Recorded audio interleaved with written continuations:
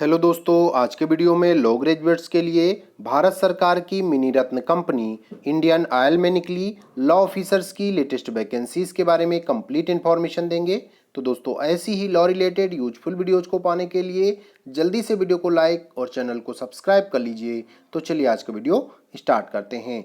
तो दोस्तों, law graduates के लिए इंडियन ऑयल में, जिसे कि IOCL के नाम से भी आप जानते हैं, लॉ ऑफिसर्स की वैकेंसीज निकली हुई है। ये बहुत ही अच्छी अपॉर्चुनिटी है लॉ ग्रेजुएट्स के लिए। तो इसके ऑफिशियल नोटिफिकेशन को आप इसकी ऑफिशियल वेबसाइट www.iocl.com के माध्यम से डाउनलोड कर सकते हैं।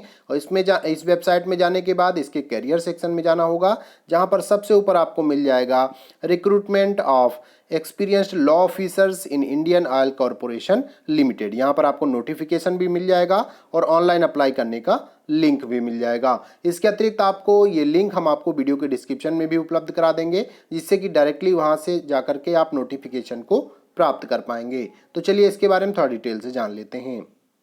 तो दोस्तों, आपके सामने स्क्रीन पर भारत सरकार की कंपनी IOCL अर्थात जो इंडियन ऑयल कंपनी है, वहां पर जो लॉ ग्रेजुएट्स के लिए वैकेंसीज निकली हुई हैं उसका ऑफिशियल नोटिफिकेशन है। ये नोटिफिकेशन 21 जुलाई 2022 को जारी किया गया है। इसका एडवर्टीजमेंट नंबर है DP/5/5 और वहाँ पर ब्रैकेट में ओपन लिखा हुआ है। तो ये नोटिफिकेशन नंबर है। तो यहाँ पर देखिए लॉ ग्रेजुएट्स के लिए वैकेंसीज निकली हुई हैं और यहाँ पर लॉ ग्रेजुएट्स के लिए कुछ लॉ ऑफिसर की वैकेंसी है और कुछ है सीनियर लॉ ऑफिसर की। तो देखिए यहाँ पर सीनियर लॉ ऑफिसर की 9 वैकेंसीज हैं A1 ग्रेड की, और जो लॉ ऑफिसर की वैकेंसी वो A ग्रेड की हैं, ये भी यहाँ पर टोटल 9 वैकेंसीज हैं। और जो आपका A1 ग्रेड है उसका जो पे स्केल है 60,000 से लेकर के 1,80,000 है।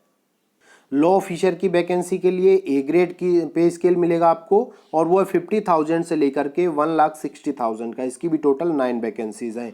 इस प्रकार से यहाँ पर टोटल 18 वैकेंसीज हैं दोस्तों, जो कि कैटेगरी वाइज भी डिस्ट्रीब्यूशन अगर देखा जाए तो यहाँ पर A1 ग्रेड की 6 अनरिजर्व्ड में है, एक EWS की है, एक OBC, एक SC। Total 9 vacancy grade A1 की, और ग्रेड A की 4 अनरिजर्व्ड में है, एक EWS की, 2 OBC, एक SC, एक ST। इस तरह से टोटल 9 वैकेंसीज हैं। तो यहाँ ये टोटल जो है 18 वैकेंसीज हैं।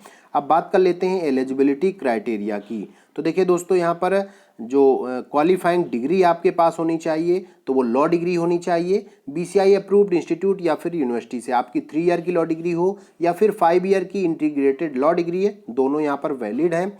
और ये लेकिन आपकी जो डिग्री है वो रेगुलर मोड में होनी चाहिए, डिस्टेंस मोड में वैलिड नहीं होगी। अब देखिए यहाँ पर जो है मिनिमम परसेंटेज भी मांगा गया है लॉ डिग्री में।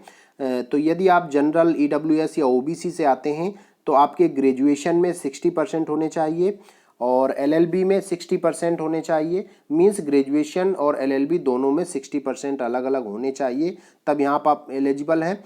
SC ST के लिए क्या है, और हैंडीकैप्ड के लिए 55% है। मीन्स उन्हें 5% का रिलैक्सेशन दिया गया है। उनके ग्रेजुएशन या LLB में अगर 5% कम है तो भी यहाँ पर वो एलिजिबल रहेंगे। और जिसकी 5 ईयर इंटीग्रेटेड लॉ डिग्री है तो जनरल और EWS OBC के लिए 60% देखे जाएंगे लॉ डिग्री में, और SC ST हैंडीकैप्ड के लिए 55% वो भी देखे जाएंगे लॉ डिग्री में।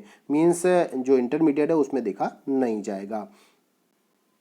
तो दोस्तों, अब बात कर लेते हैं एक्सपीरियंस की। तो जो A1 ग्रेड की वैकेंसी है सीनियर लॉ ऑफिसर की, तो उसके लिए 5 ईयर का एक्सपीरियंस होना चाहिए आपका लीगल फील्ड में वर्क करने का, चाहे वो किसी लॉ फर्म में वर्क करने का हो, चाहे एज एडवोकेट हो या किसी ट्रिब्यूनल्स में हो या प्राइवेट अपनी प्रैक्टिस हो, कैसा भी है तो यहाँ पर 5 ईयर का एक्सपीरियंस होना चाहिए। और जो ग्रेड A की है उसके लिए 2 ईयर का एक्सपीरियंस यहाँ पर आपके पास होना चाहिए, तभी आप अप्लाई कर पाएंगे। अब बात कर लेते हैं एज लिमिट की। तो दोस्तों, यहाँ पर जो अपर एज लिमिट है 30 ईयर्स रखी गई है। किसके लिए, जनरल और EWS कैटेगरी के लिए, और ये आपका जो ग्रेड A है उसके लिए, और जो ग्रेड A1 है उसके लिए है 33 ईयर्स। और ये जो एज काउंट होगी 30 जून 2022 से काउंट होगी।